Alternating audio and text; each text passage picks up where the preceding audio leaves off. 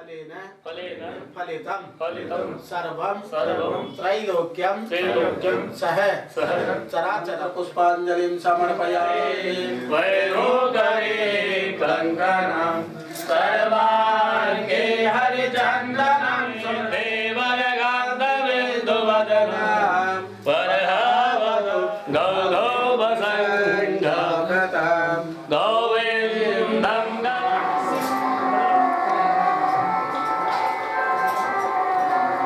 Yes.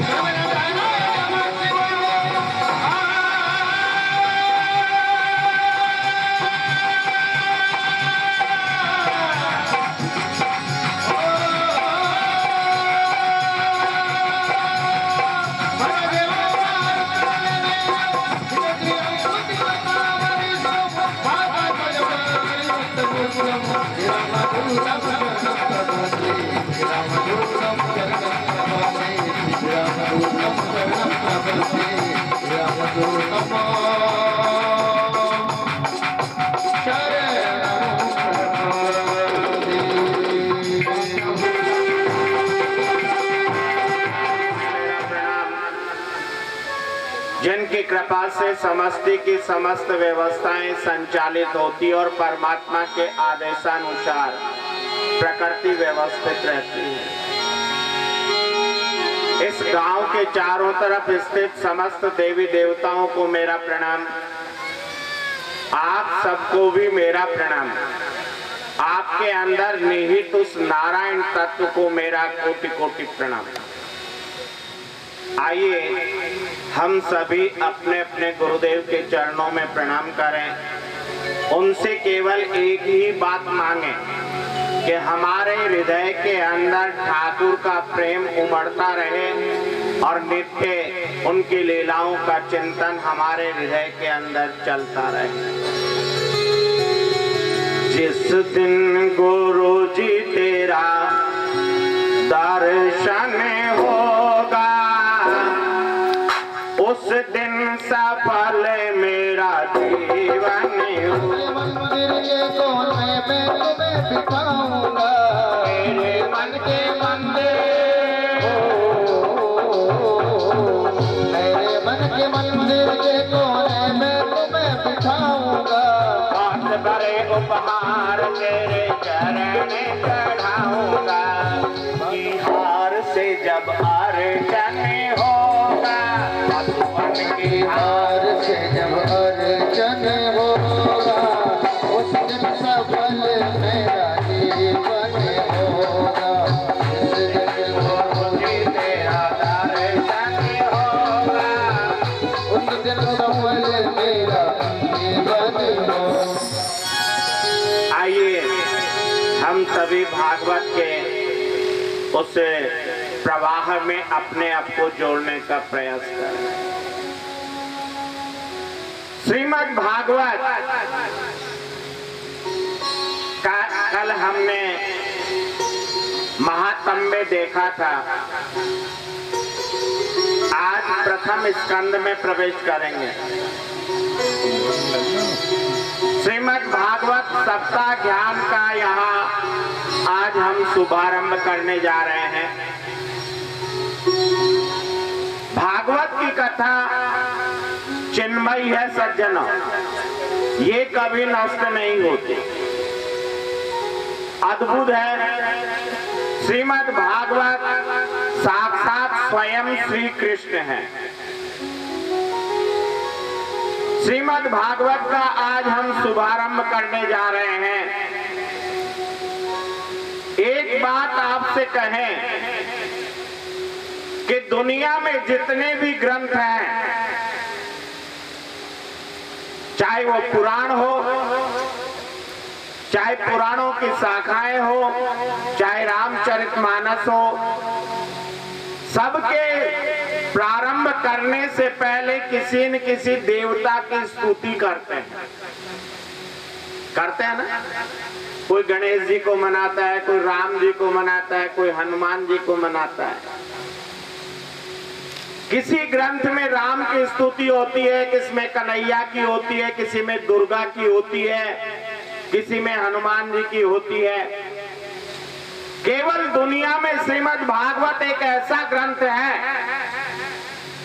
जिसके आरंभ में किसी देवता की स्तुति नहीं की गई है। ना गणेश जी को मनाया है, ना कन्हैया को मनाया है, ना राधे को मनाया है। तो आप कहोगे किसको मनाया, कहोगे ना? इसमें भागवत के अंदर सबसे पहले स्तुति की है सत्य की।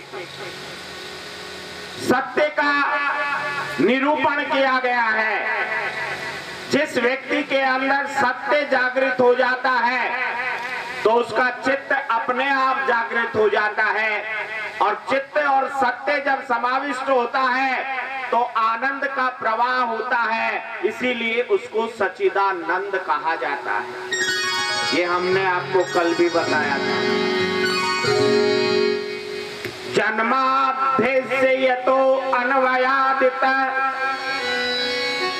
तस्वार्थ द्विभिगेश्वराट है, तेने ब्रह्मनिधायक आदि कवये मह्यन्ते यत सूरये, तेजो वारिमृदां यथा विनिमयो यत्रं त्रिसर्गो व्रता, धाम्ना स्वेन सदा निरस्तकुहकं सत्यं परं धीमहि। बड़ा सुंदर वर्णन है। जिस परमात्मा की इच्छा शक्ति मात्र से केवल सोचने से सारे ब्रह्मांड का प्रपंच चलता है, पालित होता है, लय हो जाता है। उस पर ब्रह्म हिरण्य गर्भ नहीं, बल्कि ब्रह्मा जी को जिसने स्वयं वेदार्थ ज्ञान को प्रतिपादित करके बताया कि वो कैसा है, किसी ने नहीं देखा उसे। जब उसकी इच्छा होती है तभी वो दिखाई देता है, अन्यथा दिखाई नहीं देता। नहीं है और जो चढ़ जाए तो उतरता नहीं है। सभी मुझे हाथ करके ताली बजाएं भगवान के लिए। सभी लोग मुझे हाथ करके ताली बजाएं। 1 2 3 4। ये नशा जल्दी चढ़ता नहीं है, जो जाए तो उतरता नहीं है, जो चढ़ जाए उतरता नहीं है। लोग पीते हैं दुनिया के डर से, लोग पीते हैं दुनिया के डर से, हमें दुनिया की परवाह। जो सुनकर जीवन में उतार ले वही सच्चा श्रोता है। परमात्मा की कथा को सुनकर कोई ये कह दे कि मैं तो ऊब गया, तो इसका मतलब उसने परमात्मा की कथा का महत्व समझा ही नहीं।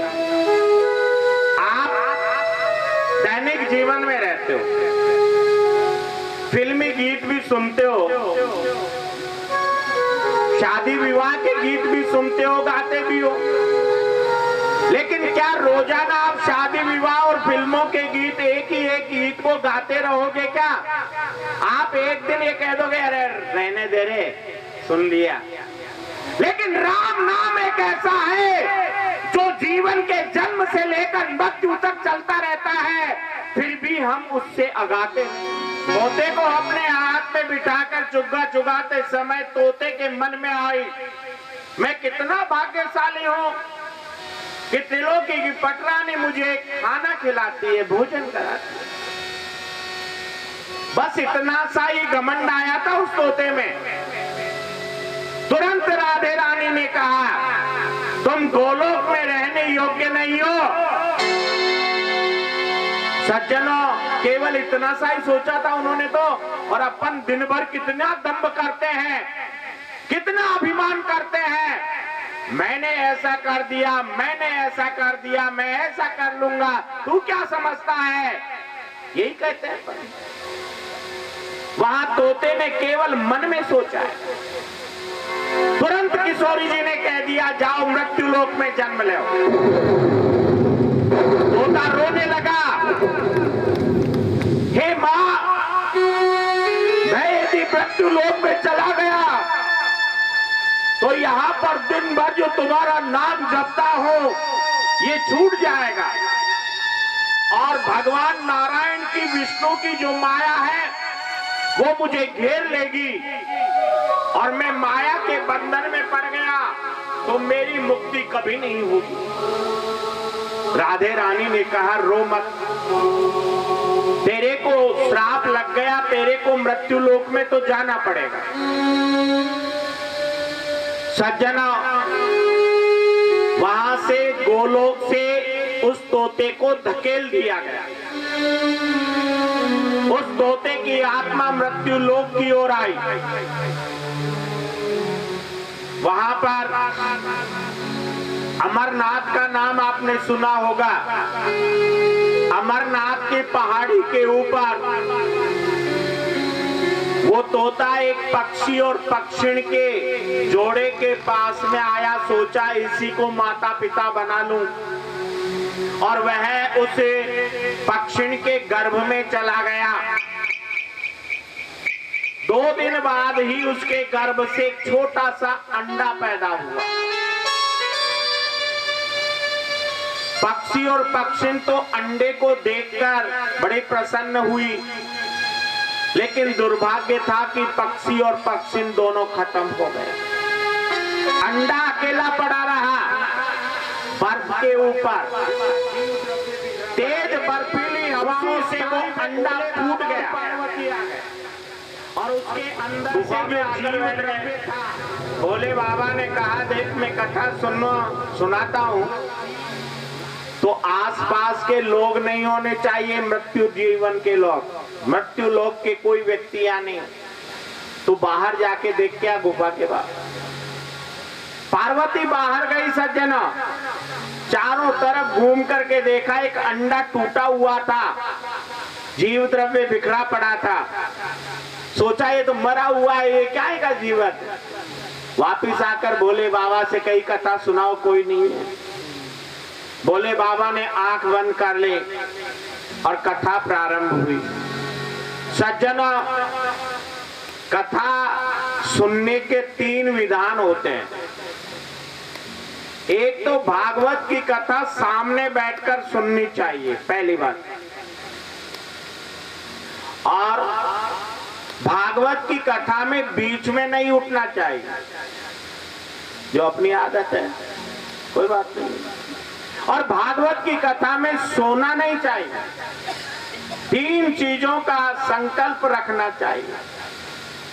आज भोले बाबा ने आंखें बंद करके कथा शुरू की, पार्वती सामने बैठी है, कथा का पहला दिन चल रहा है। अपनी तरह 4 घंटे की कथा नहीं हुई, 5 घंटे की।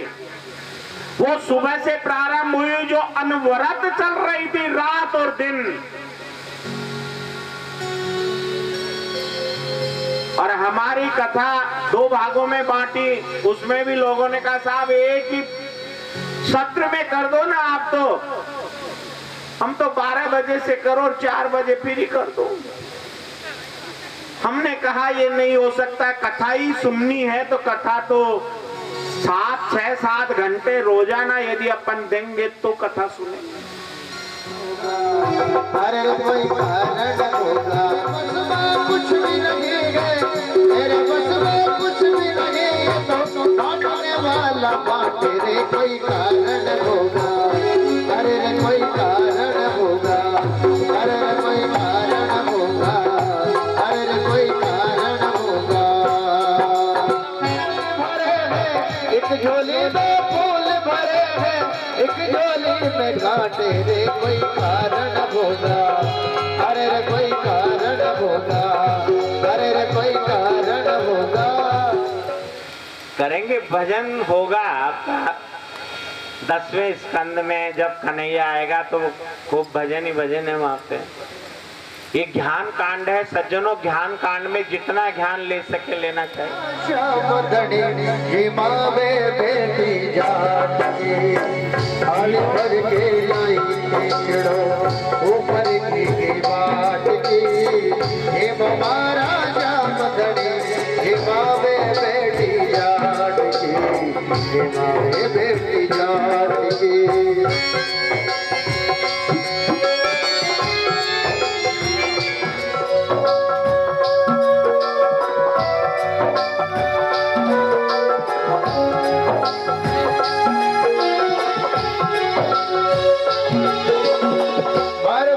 मंदिर में जुड़ती, बार बार पट खोलती, कैया सोनी जी मेरे मोहन करड़ी करड़ी बोलती। कैया सोनी जी मैं मोहन करड़ी करड़ी बोलती। तुझी में तो जग जी मुँह में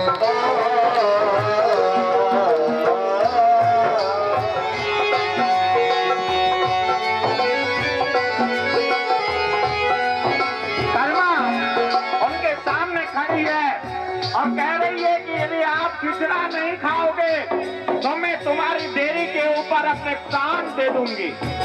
अब तो गोविंद घबराए। गोविंद ने सोचा मेरे खातिर ये प्राण त्याग देगी, इसीलिए आज गोविंद मन में सोचने लगे एक बार ये और कह दे।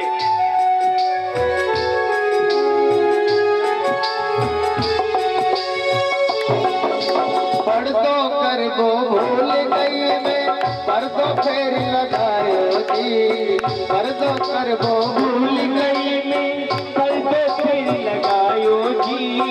अवलिया की नोट पे कैसे कर शाम खींच लो खायो भैया जी ओल बेच के शाम खींच लो खायो बड़ा बड़ा भरता के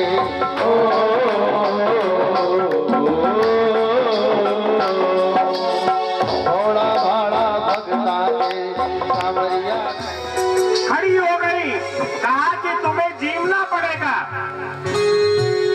गोविंद भी घबराए, यदि ये प्राण दे देगी तो ये तो अनर्थ हो जाएगा।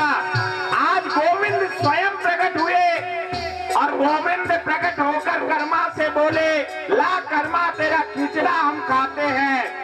कर्मा के हाथ से खिचड़ा लिया, वही बासा खिचड़ा।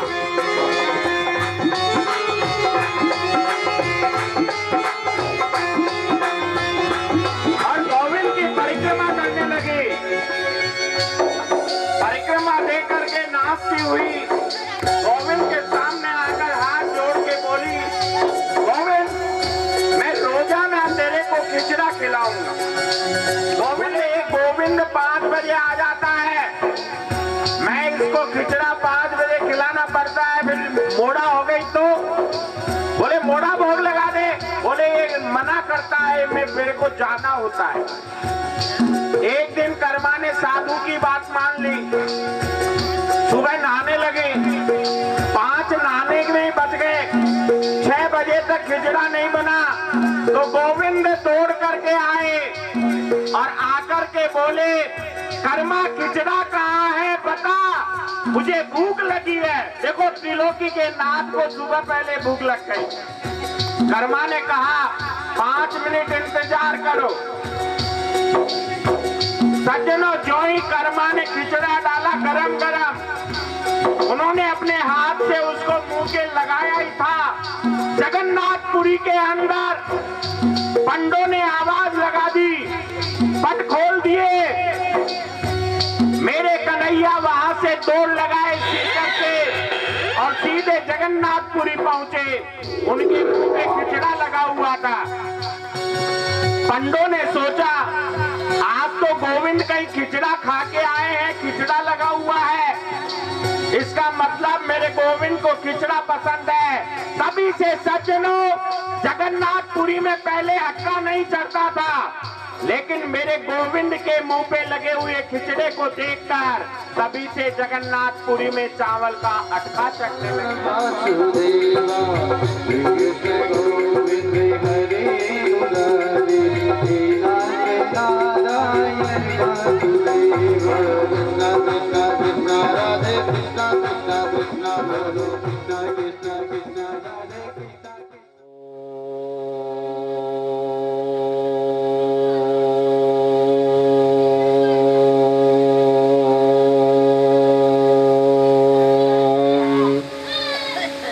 गुरु चरण कमलेभ्यो नमः।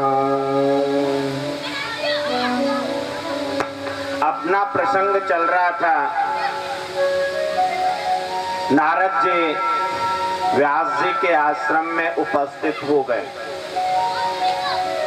व्यास जी ने कहा मैं वृद्ध हो गया, मैं कुछ नहीं लिख सकता, लेकिन मेरा दिल, मेरा मन, मेरी आत्मा गवाह नहीं कर रही कि मेरे इन लिखे हुए वेदों को और उपनिषदों को लोग पढ़ करके अपना जीवन निर्वाह करेंगे। संतुष्टि नहीं है मुझे। नारद जी ने कहा बहुत सीधी सी बात है, आपने ग्रंथों की रचना तो की है, परंतु संसार के कार्यों में फंसे रहने वाले जो लोग हैं, उनके लिए वो ग्रंथ सब अच्छे हैं, पर हंसों के समान राम कृष्ण के जो परम भक्त हैं, उनके लिए भागवत की रचना तुम्हें करनी चाहिए।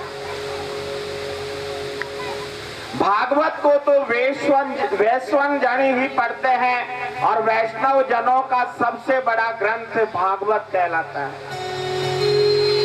शुद्ध सात्विक शाकाहारी इनके मन के अंदर इस भक्ति को निरूपित किया जा सकता है। व्यास जी बोले मैं क्या करूं, मेरी समझ में नहीं आता, बुढ़ापा भी आ गया, कितना करूं और अब मैं कुछ नहीं कर सकता। नारद जी ने कहा मन को निराश मत करो। मेरे पिता ब्रह्मा जी को नारायण भगवान ने जो भागवत की कथा सुनाई, उस कथा का जो दान 4 मंत्रों में किया, उन्हीं 4 मंत्रों को आप आधारभूत मानते हुए एक नई रचना का विकास करो। अभी हमारे को एक कार्यकर्ता जी ने कहा कि गुरुजी इनको हंसाया भी करो। हंसाने का समय आएगा, पहले ज्ञान चलेगा। भागवत के प्रथम 3 दिन ज्ञान ही ज्ञान का प्रवाह है और 3 दिन बाद में भक्ति का प्रवाह आएगा, तब हंसना ही हंसना है, क्योंकि भक्ति तो हंसाती है। लेकिन 3 दिन बाद में फिर यानी 7वें 6ठे दिन आपके अंदर ऐसा भाव जागृत हो जाए कि अब तो घर में रहकर के भी मैं ठाकुर का ही भजन करूं, वो वैराग्य कहलाता है। और ये वैराग्य तीनों भाव जब जागृत हो जाते हैं सज्जनों, वही मूलतः मार्ग दृष्टा बनता है। आपने इलाहाबाद का नाम सुना है? इलाहाबाद को प्रयाग कहा जाता है। प्रयाग के अंदर गंगा, यमुना और सरस्वती तीनों का संगम है, इसीलिए वहां भरद्वाज जी जो रहते हैं वही मूलतः इस सृष्टि के मार्ग दृष्टा के रूप में नियंता। आज व्यास जी को नारद जी ने 4 मंत्रों की भागवत सुनाई। 4 मंत्रों का 18,000 मंत्रों के अंदर निरूपित किया गया और 18,000 मंत्रों की भागवत व्यास जी ने रच दी। व्यास जी के हृदय में आवाज आई कि मैंने ये भागवत की रचना तो कर दी, लेकिन भागवत सुनाऊं किसको? पहले प्रेस नहीं थी, पहले हाथ से लिखी जाती थी। एक किताब लिख देगा ज्यादा से ज्यादा, उसकी प्रतियां कहां बनेगी, इसीलिए उसको उड़ेला जाता था। वेद व्यास जी ने सोचा मैं ये भागवत किसको सुनाऊं, कौन योग्य है, इसका अधिकारी कौन है? उसी समय उनके मन में एक भावना जागृत हुई, अरे भागवत सुनने का सच्चा अधिकारी तो मेरा बेटा सुखदेव है, लेकिन मैं सुखदेव को ढूंढकर कहां से लाऊं? इन महिलाओं से निवेदन है कि आगे की ओर आ जाए, पीछे पीछे नहीं जाए, आगे आ जाए, इधर इस लाल पट्टी पे बैठो आप। सज्जनों, व्यास जी के मन के अंदर भावना आई मैं ये भागवत की कथा सुखदेव जी को सुनाऊं, लेकिन सुखदेव जी को ढूंढूं कहां, वो तो चले गए। इसीलिए उन्होंने मन में सोचा क्या सुखदेव भागवत सुन लेगा? वो तो निर्गुण समाधि का अंदर बैठा है और निर्गुण समाधि के अंदर बैठा हुआ तत्व क्या ये भागवत में विश्वास करेगा? मन में विचार उठे, लेकिन मैं उसे ही सुनाऊं ऐसा मन में आवाज आई। आज व्यास जी ने एक योजना बनाई सज्जनों, अपने सम्याप्रास स्थान से नीचे आए और आकर के गंगा के किनारे एक छोटी सी झोपड़ी बनाए। वहां पर 10-15 छोटे छोटे नन्हे नन्हे बच्चों को घेर लिया और उनको पढ़ाना शुरू किया। एक दिन उन बच्चों ने जब एक श्लोक याद किया, कौन सा श्लोक था वो? बरहा पीड़म नटवर वपुम कर्णयो कर्णिकारम विभ्रद्वास कनक कपिशम वैजयंती च माला।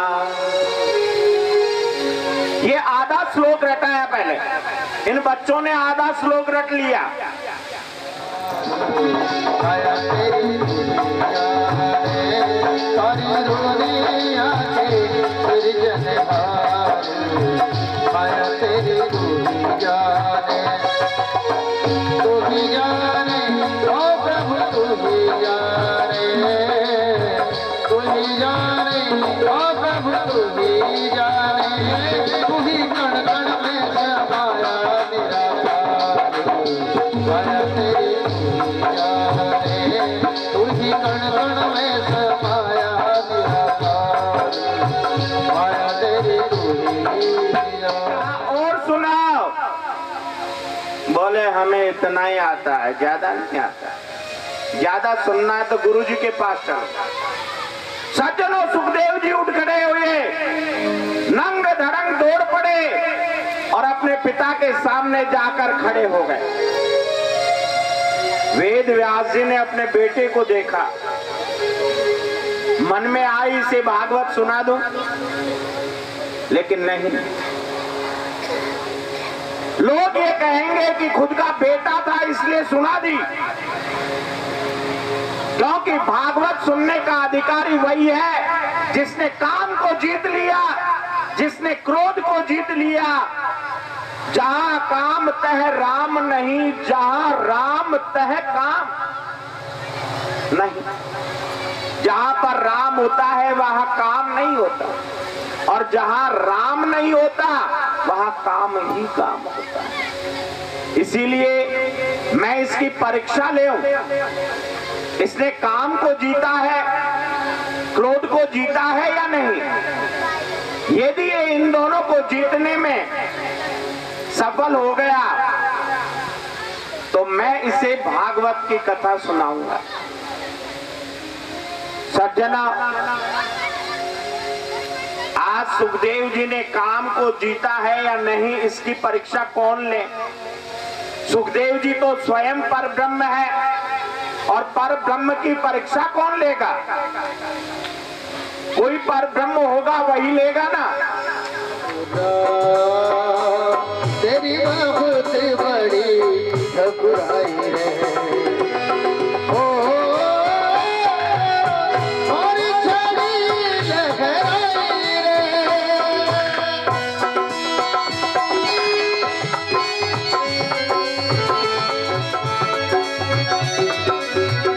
ओ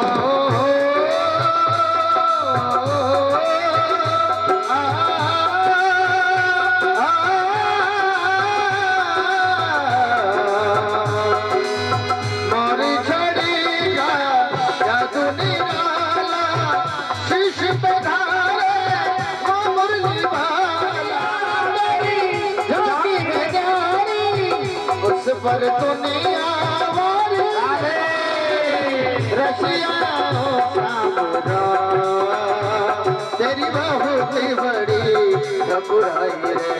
मामा को पकड़ करके कन्हैया से पूछा गया क्या किया जाए, क्या दंड दिया जाए। कन्हैया ने कहा ये बच्चों का हत्यारा है, ब्रह्मम बंधुर्न हंतव्यम आतताई बदारहण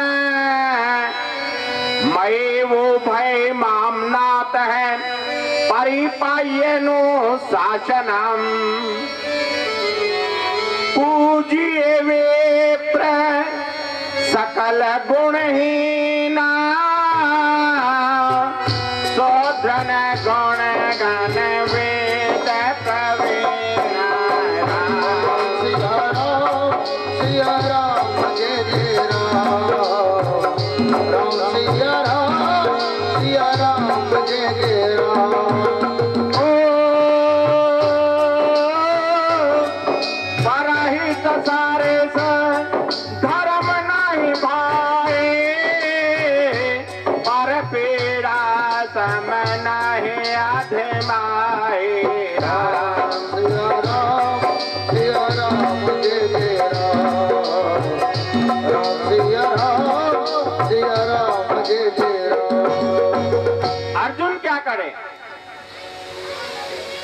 परमात्मा को भुला दे, ऐसी संपत्ति को लेकर मैं क्या करूं?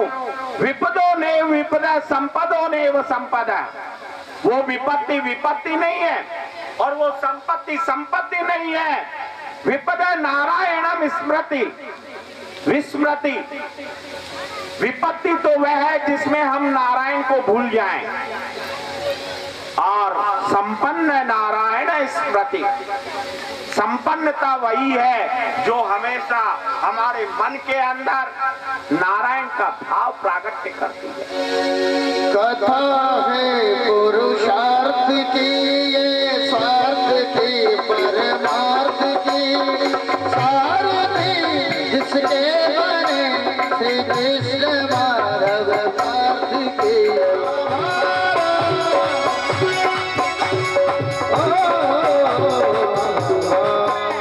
भगवान बोले बुआ मैं तुम्हें दुख नहीं दे सकता और सब दे सकता हूं।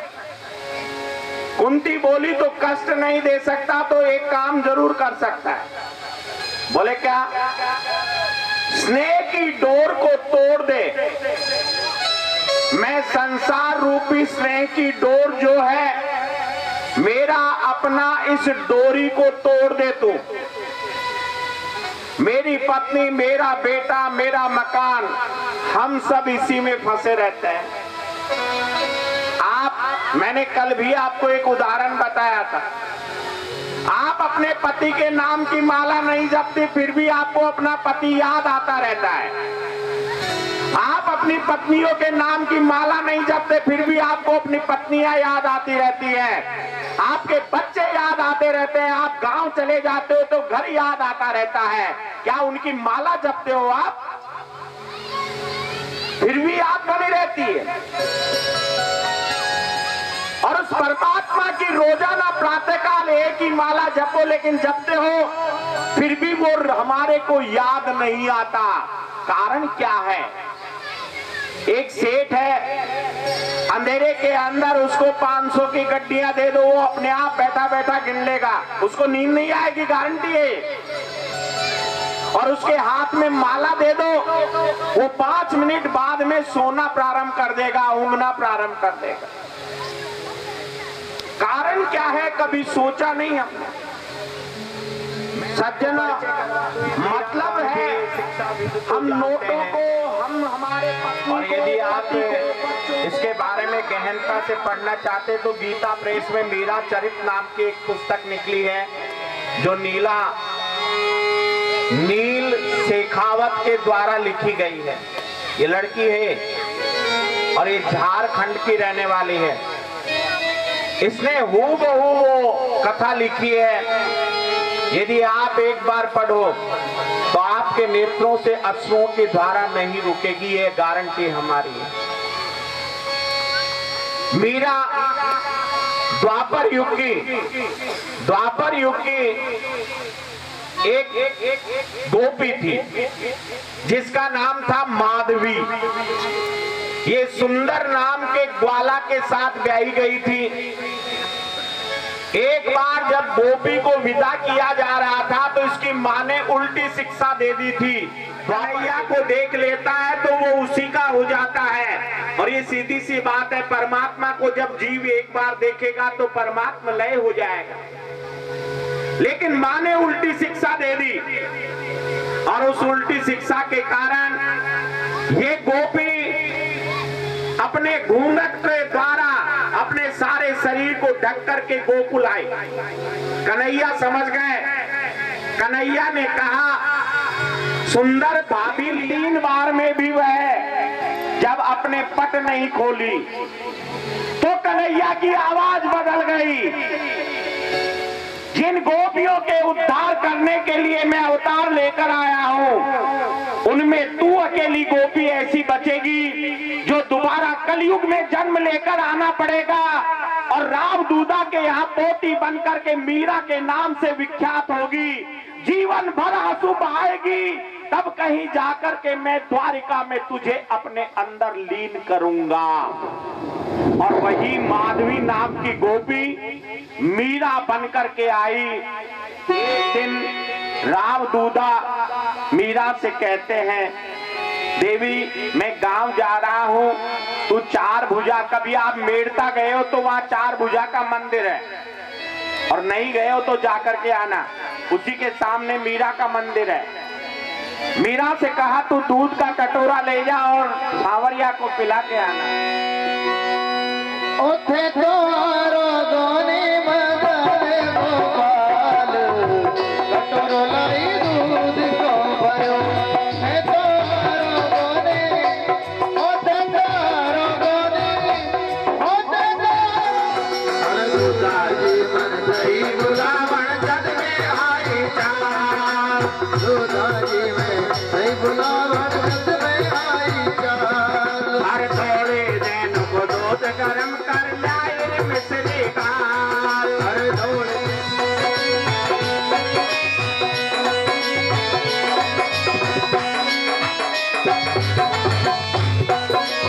आज गांव दूधा की अनुपस्थिति में दूध का कटोरा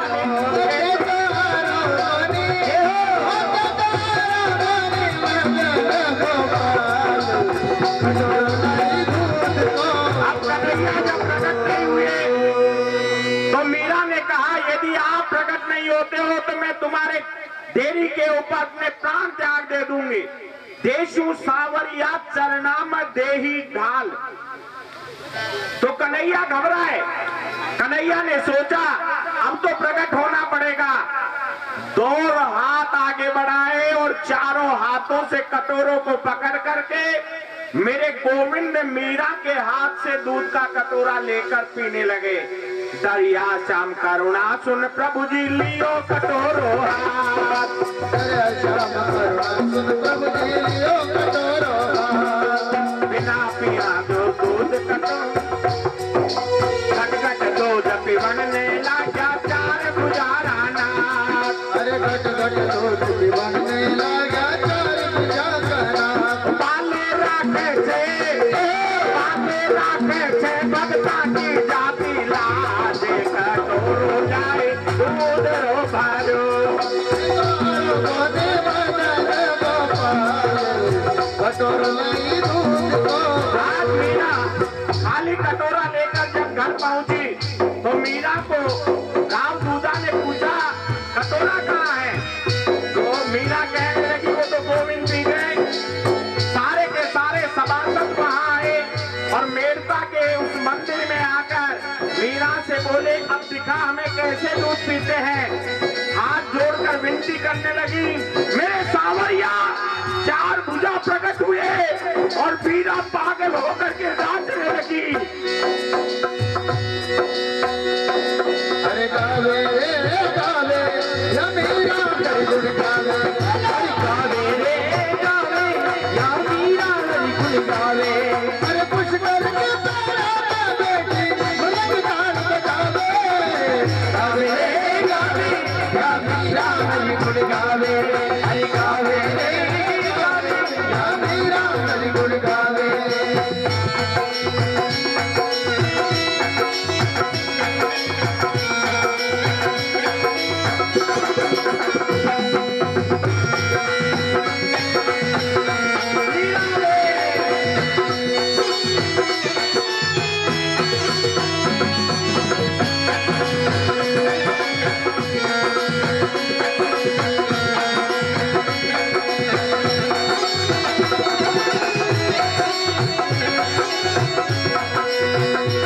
अरे संतरा नाथ वेद जो मेरा ने जा, लाल मेरो है दीवार में दीवारी में लाल मेरो है, गोविंद बोले सांवरिया सरकार के भीष्म पितामह के पास में पांडव आकर के खड़े हुए। कन्हैया ने कहा पितामह ये पांचों पांडव आपको प्रणाम कर रहे हैं, द्रौपदी भी प्रणाम कर रही है, ये आपसे राजनीति सीखने आए हैं। भीष्म पितामह कहने लगे प्रभु सारे संसार की राजनीति का प्रणेता तो आप हो। आपके अलावा संसार में कौन राजनीति कर सकता है? और फिर भी आप ये चाहते हो कि मैं भक्त का मान बढ़ाऊं, तो मैं इन्हें राजनीतिक शिक्षा दूंगा। दान धर्मान राज धर्मान मोक्ष धर्मान विभागशः। भीष्म ने पांडवों को सबसे पहली बात बताई, बेटा तुम लोग भारत के राजा बन गए, ये प्रसन्नता की बात है, लेकिन तुम्हें गृहस्थियों को कभी आलस से नहीं प्राप्त करना चाहिए। ज्यादा से ज्यादा श्रम करना चाहिए, परिश्रम करना चाहिए।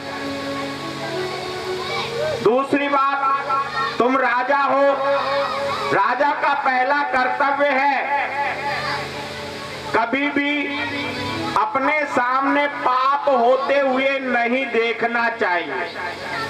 ये बात सुनते ही द्रौपदी हंसने लग गई। द्रौपदी की हंसी को देखकर भीष्म पितामह ने कहा, बेटा तू क्यों रो रही है, क्यों हंस रही है? बोले पितामह कोई बात नहीं बेटा, अच्छे कुल की कुल वधुएं, अच्छे कुल की पुत्र वधुएं बिना कारण नहीं हंसती, इसमें कोई न कोई कारण है। बोले पितामह आप कह रहे हो कि राजा को पाप होते हुए नहीं देखना चाहिए। उस दिन क्या हो गया था आपको, जिस दिन भरी सभा के अंदर दुशासन मेरा चीर खींच रहा था और मुझे नग्न करना चाहता था? क्या उस समय आप सभा में नहीं बैठे थे? जो आज राजनीति के अंदर आप हमारे पतियों को ये पाठ पढ़ा रहे हो। भीष्म ने कहा तू सही कहती, मैं था, लेकिन मेरी रगों के अंदर दुर्योधन का नमक बसा हुआ था। मैं सत्य नहीं कर सका, सत्य का पक्ष नहीं ले सका। अब एक एक खून का कतरा निकल गया है। अब मेरे शरीर में दुर्योधन का नमक नहीं। सज्जना, सूत जी कहते हैं, शौनकादिक ऋषियों, आज भीष्म पितामह जो कभी जीवन में रोया नहीं, खूब रोया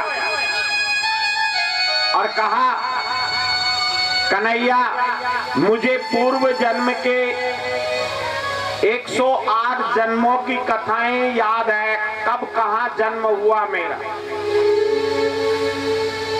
लेकिन मैंने कभी पाप नहीं किया 108 जन्मों में।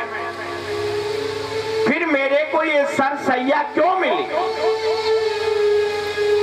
मेरे ये समझ में नहीं आता। कन्हैया ने कहा सुख नहीं देता, न कोई किसी को सुख देता, कर्म प्रधान विश्व रचिरा का। कर्म के प्रधान के द्वारा ही, कर्म के आधार के द्वारा ही, कर्म के द्वारा ही आपको सुख और दुख की व्यवस्थाएं प्राप्त होती है। इसीलिए मैं किसका नाम बताऊं? और कर्म मीमांसा यदि पढ़ी हो आपने, कर्म मीमांसा के अंदर साफ लिखा है कि न सुख होता है और न दुख होता है, ये मन की भ्रांति होती है। आप कहोगे कि कैसे गुरुजी? तो आप समझिए, एक सूअर का बच्चा गर्मी के दिनों में एक गंदी नाली के अंदर लेटकर अपनी सारी गर्मी निकाल लेता है और बड़े आसानी से सो जाता है, और आप एसी के कमरे में भी नहीं सो पाते। क्यों? क्योंकि उस सूअर के बच्चे का मन वहां पर ठंडक उत्पन्न मान रहा है और आप एसी के अंदर भी बड़ी तकलीफ पा रहे हो। ये केवल मन की भ्रांति हुई और अन्य कुछ नहीं हुआ। तो कर्म मीमांसा के अंदर ये बात कही गई है कि सुख और दुख केवल मन की भ्रांति है। इसीलिए हे पृथ्वी माता, गाय रूपी पृथ्वी माता, मैं किसका नाम बताऊं? इसी बात को सुनकर वहां खड़ा हुआ परीक्षित हाथ में तलवार लेकर बोला, बताओ धर्म रूपी बैल तुम्हारे 3 पैर किसने काटे? बैल हंसने लगा, बोले प्रभु मैं किसका नाम बताऊं? इतने में एक काला कलूटा व्यक्ति बड़ी बड़ी मूछे आकर के खड़ा हुआ। वो चौथा पैर भी काटने लग गया उस बैल का। परीक्षित ने कहा, ठहर जा, मेरे राज्य के अंदर तू कौन है जो इस बैल का पैर काट रहा है?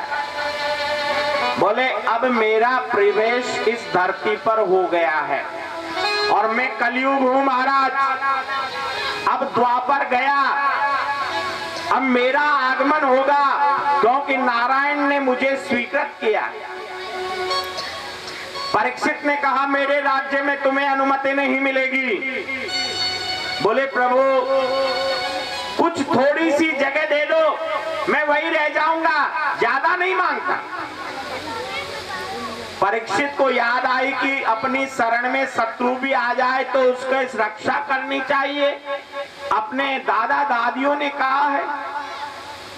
इतने में सज्जनों हरिद्वार की ओर से एक नंग धरन 20 साल की उम्र, नीलमणि शरीर, पूरे शरीर पे से प्रकाश झलक रहा था, ऐसे फक्कड़ चले आ रहे थे।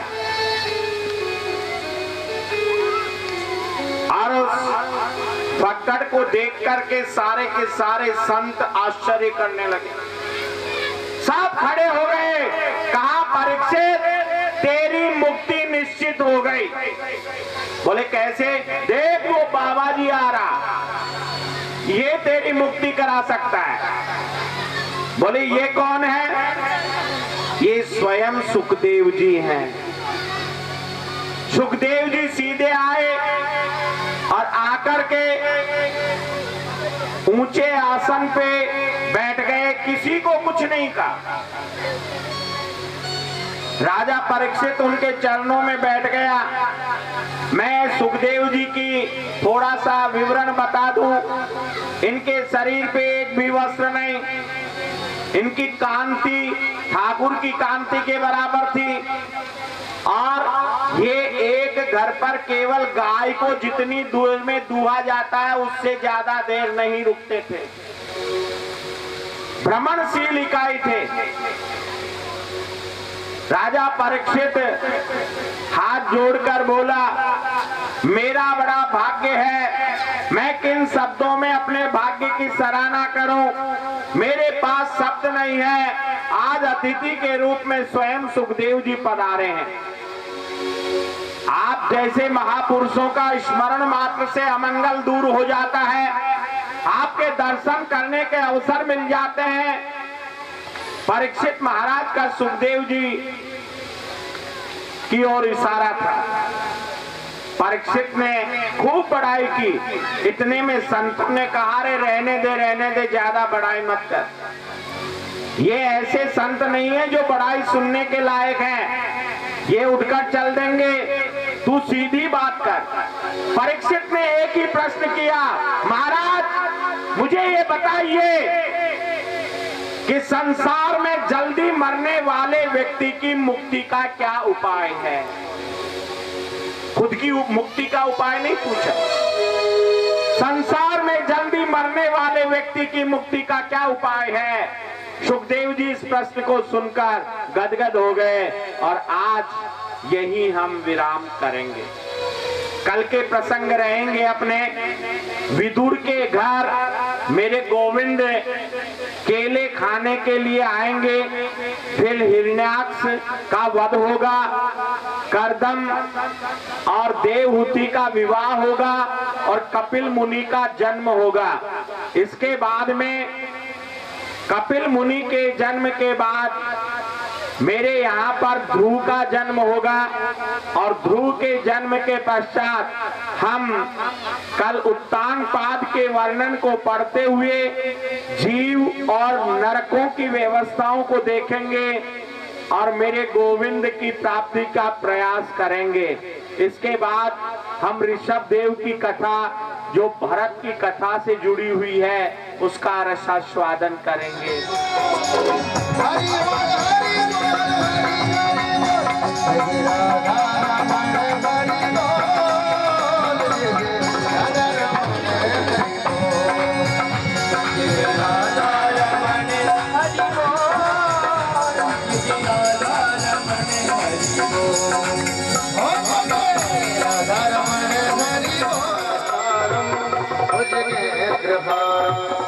सदा वसंतम हृदयारविंदे भवं भवानी सहितं नमामि भवं भवानी सहितं नमामि।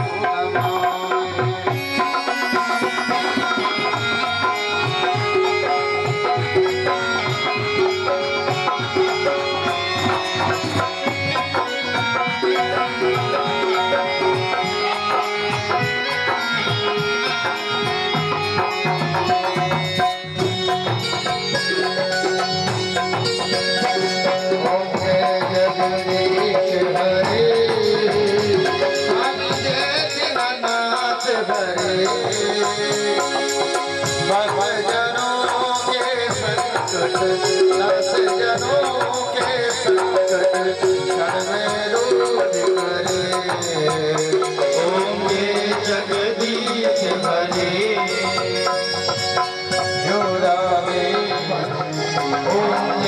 जगदीश हरे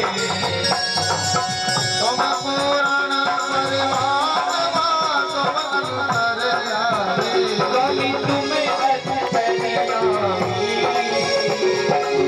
परब्रह्म परमेश्वर परब्रह्म जगदीश हरे तुम सबके स्वामी ओम जगदीश हरे तुम करुणा के सागर तुम पालन करता स्वामी तुम पालन करता मैं मोरख भलता मैं सेवक तुम स्वामी सबके प्राणपति स्वामी सबके प्राणपति ओम जय जगदीश हरे